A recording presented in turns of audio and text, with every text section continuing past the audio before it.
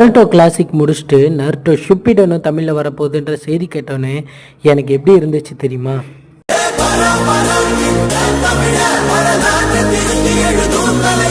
இந்த நருட்டோ ஷிப்பிடனுக்கு அப்புறம் வந்து அனிமீஸ் கூட தமிழ் டப்பிங்கை முடிச்சிருச்சு. சில அனிமீஸ் ஆன்கோயிங்கில் போயிட்டுருக்கு.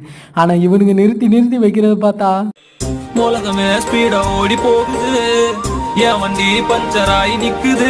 அவ்வளோ ஏங்க வராதுன்னு சொன்ன அட்டாக் அண்ட் டைட்டன்ஸே தமிழ் டப்பிங்கில் வந்துருச்சு. பண்டிகையை கொண்டாடுங்கடே.